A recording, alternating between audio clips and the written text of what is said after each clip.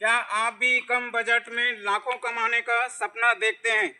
सभी किसान भाइयों को किसान कांकेर की ओर से नमस्कार। आज मैं आपको ऐसे फसल के बारे में संपूर्ण जानकारी दूंगा A to Z, जिसमें कि खर्च नहीं के बराबर और जो कमाई है वो लाखों में होती है। मैं कोई प्रोफेशनल यूट्यूबर तो नहीं हूँ। जो भी अपने खेती से सीखता हूँ, जो अनुभव मेरे को मिलता है, जब मेरे को सफलता प्राप्त होती है, तभी जाके मैं आप किसानों तक के वीडियो साझा करता हूँ। और कमेंट में जो आप लिखते हैं, पूछते हैं, भेजते हैं जानकारी, उससे मैं भी सीखता हूँ। जी, आपने सही सुना। कम ही बजट में जो अपन लाखों कमाने का सपना देखते हैं, वो फसल के बारे में आज बताने जा रहा हूँ। जब भी हम कोई फसल लगाते हैं, या कहना चाहिए कोई भी जो फसल है उसका एक निश्चित पीरियड होता है, उस पीरियड में लगाएं और कैसे कम बजट में अधिक से अधिक मुनाफा कमाएं।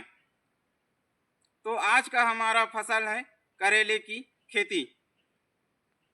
करेली की खेती का ये जो अगस्त का प्रथम सप्ताह है लगाने का, वो बहुत ही अच्छा समय चल रहा है। इस समय लगाए हुआ करेला कम बजट में अधिक मुनाफा और लंबे समय तक चलता है। तो इसके बारे में पूरा बेसल, खाद, बीज और जो खाद का मैनेजमेंट है, दवाई का स्प्रे का मैनेजमेंट है, इसकी संपूर्ण जानकारी आपको आज देने जा रहा हूँ। तो सबसे पहली बात आती है बेसल की। बेसल में आपको 50 किलो DAP, 35 किलो पोटास और 10 किलो माइक्रोन्यूट्रेंट और गोबर की पची हुई खाद 4 ट्राली प्रति एकड़ देना बहुत ज़रूरी है। भले आप एक बार बेसल में केमिकल खाद ना दें, पर आपको पची हुई सड़ी हुई गोबर की खाद देना बहुत ज़रूरी होता है। तभी जाके जो अपना ड्रिप से खाद चलाते हैं, उस खाद को ऐसी मिट्टी में जब गोबर का खाद डाले रहते हैं, वो पकड़ता है और पौधे तक को पहुंचाता है, और जो सॉइल का हेल्थ है वो भी बना रहता है। तो इस तरह से हो गया अपना बेसल। एक बार फिर से दोहरा दूं, DAP 50 kilo, 35 kilo potash, 10 kilo micronutrient और ऑर्गेनिक मैनर आप जो देना चाहते हैं दे सकते हैं। नीम केक भी दे सकते हैं, गोबर की खाद देना ही है। उसके बाद दूसरी आती है कि वैरायटी का चयन क्या होना चाहिए। अभी जो मार्केट में चल रही है सबसे ज़बरदस्त वैरायटी वो है 13-15। कीड़े एवं बीमारी इस वैरायटी में बहुत कम आती हैं और उत्पादन जो है वो, हाँ, और एक बात जो ज़रूरी है वो है मल्च। अपने को करेले की खेती में मल्च लगाना बहुत ही ज़रूरी है, क्योंकि मल्च लगने के बाद थ्रिप्स वगैरह का अटैक जो है वो बहुत कम होता है। और जो ड्रिप से खाद देते हैं उसके बाद जो कार्बन की मात्रा बनती है वो मल्च लगाने के बाद ही अच्छा सा बन पाता है। अब बात आती है कि लगाना कैसे है। करेले का बीज का जो ऊपर का कवर रहता है वो बहुत ही ठोस रहता है, यानी कि जर्मिनेशन में बहुत समय लगता है। और सीधा सीधा अगर सूखा बीज को अपन फील्ड में लगा दें तो लगने में काफ़ी दिन लग जाता है। तो अब लगाने से पहले 36 घंटा अपने को पानी में भिगो कर रखना है, और जिस पानी में हम बीज को डुबा के रखे हैं उसमें ह्यूमिक की कुछ मात्रा ज़रूर डाल दें।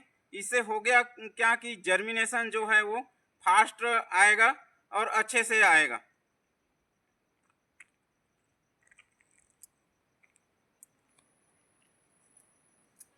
लगाने के बाद जब ट्रू लिप बन जाती है, यानी कि 2 पत्ती हो जाती है जो रियल पत्ती होती है, उसके बाद प्रथम सप्ताह में अपन को फास्फोरस की खाद लगभग 5 दिन देना जरूरी है। क्योंकि अभी बारिश का दौर चल रहा है, अगस्त में बारिश, पूरा अगस्त भर बारिश तो होना ही रहता है। तो 5 दिन फास्फोरस वाली खाद चलाने के बाद इसमें आप 1261 ले सकते हैं। 1261 जीरो जो है उसको चला सकते हैं ड्रिप से। इसके बाद आप सिंचाई और फिर जो खाद है वो दोनों बंद कर दें। अब बात आती है यहाँ पर कि बहुत किसान भाई जो हैं वो खाद नहीं देंगे तो हमारा पौधा नहीं बनेगा। ऐसा कुछ भी नहीं है। आप यकीन करिए, एक बार विश्वास करिए और मेरे विधि से करेला की फसल लगाइए। आप देखेंगे कि जो उत्पादन है वो चमत्कारिक रहेगा। आप छोड़ दीजिए करेले को लगाकर एक सप्ताह खाद देकर, जो फास्फोरस वाली खाद है। हमने तो बेसल में डीएपी दिया ही दिया है, उसको पौधा लेते रहेगा। ये इसलिए ज़रूरी है कि अगर हम नार वाली फसल में लगातार खाद पानी देते हैं तो जो फलने से पहले उसकी कैनोपी इतना बन जाएगा कि वो जो एक बेड से दूसरे बेड की जो नार है वो हमें दिखाई नहीं देगा। और ऐसे फसल का उत्पादन आधा, क्या बोलूँ, आधा से भी कम गिर जाता है। हमने अगर एक सप्ताह तक खाद चलाकर उसके बाद खाद पानी बंद कर दिया है तो एकदम जो हमें फसल चाहिए जिस टाइप का, उस टाइप का फसल बनेगा। और फिर हम देखते हैं कि ऐसी फसल में जब पहली तोड़ाई का नंबर आता है तो आर पार नार दिखने लगता है।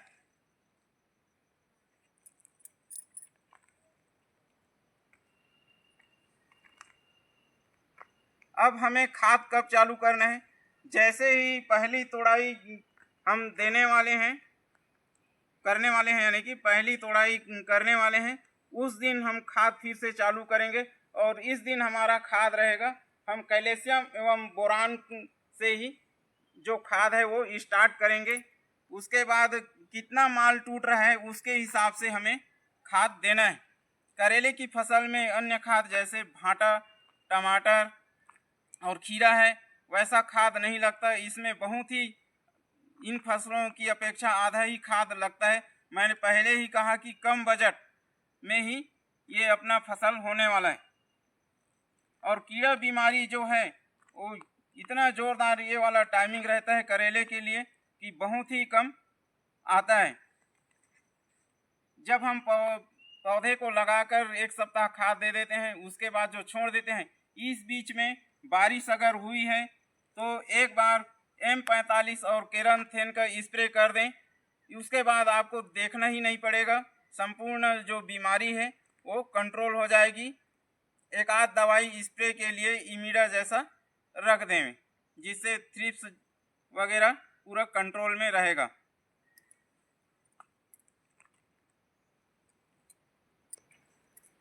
खाद की बात करें तो ड्रिप से सप्ताह में एक बार कैल्शियम नाइट्रेट देना ही देना है। और एनपीके जो है सप्ताह में 5 दिन देना है। एक दिन अमोनियम मैग्नीशियम भी रखना है, माइक्रोन्यूट्रिएंट भी रखना बहुत ही ज़रूरी है। आप देखेंगे कि इस समय लगाए हुआ करेला बहुत ही कम खाद में मस्त ग्रो करने लगता है और जो उत्पादन है वो काफ़ी शानदार रहता है।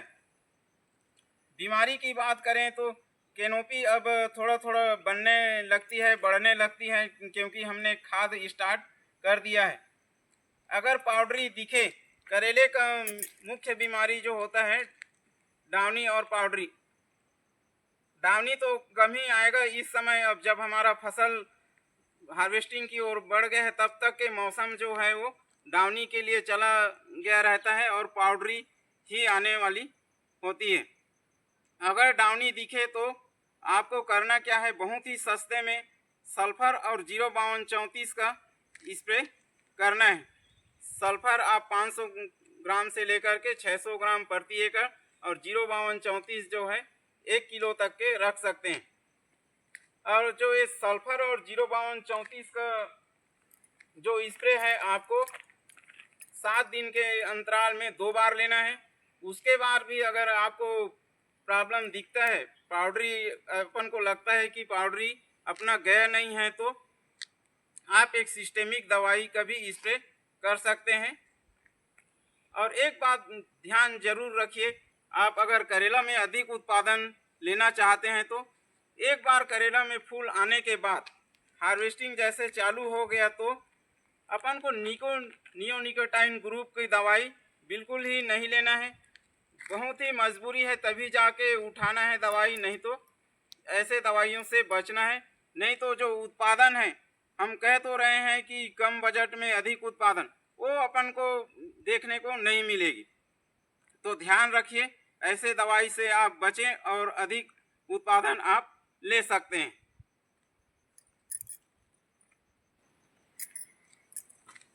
ये वैरायटी जो है वो आप देखेंगे कि हमने शुरू में मात्र 7 दिन खाद दिया है, उसके बाद भी हमने बेसल वगैरह बराबर भर दिया है, तो नेट 45वां दिन में हार्वेस्टिंग के लिए तैयार हो जाती है।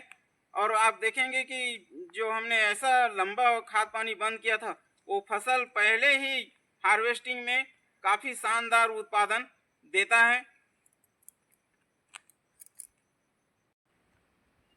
अगर हमने 10 अगस्त तक के भी सोविंग कर दिया है तो 25 सितंबर तक हमारा पहला हार्वेस्टिंग चालू हो जाएगा। और इस तरह से हम देखते हैं कि अपना जो फसल है वो 4 से 5 महीना बराबर चलता है और अधिक उत्पादन देकर ही जाएगा।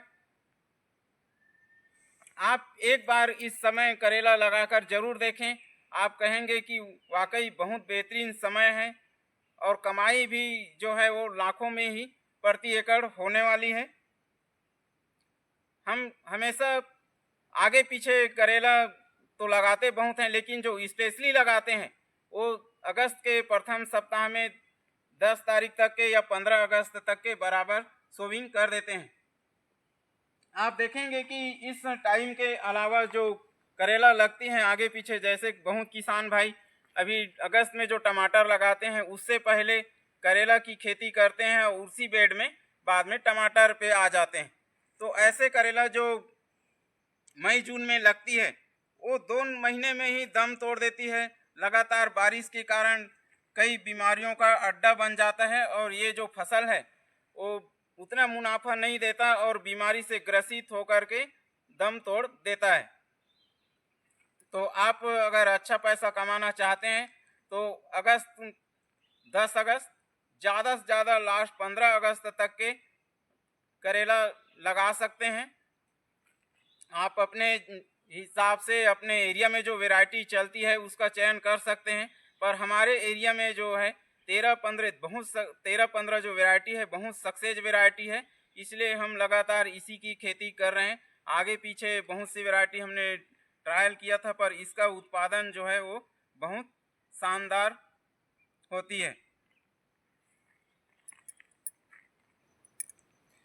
आखिरी में सभी किसान भाइयों से यही कहूँगा कि हर फसल के लिए उसके फेवरेबल अलग अलग टाइम होता है, जिसमें अगर हम खेती करते हैं तो जो नुकसान है वो नहीं के बराबर होगा, और फेवरेबल टाइम में अगर लगाते हैं तो नुकसान होगा ही नहीं।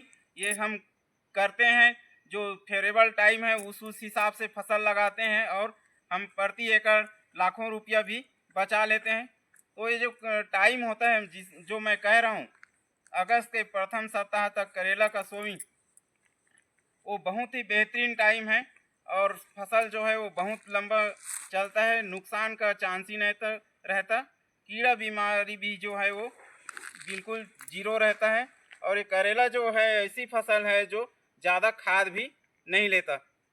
मैं बार बार यही बोलना चाहता हूँ कि जो एक करेला वाली जो फसल है, करेला फसल है, उसमें फूल आने के बाद आप एक बार जो इंसेक्टिसाइड इस्तेमाल करते हैं उसको थोड़ा सोच समझ के करिए, फिर उत्पादन जो है वो आपका जो शानदार उत्पादन आप लाना चाहते हैं 20 से 25 टन प्रति एकड़, वो आपको ज़रूर मिलेगा।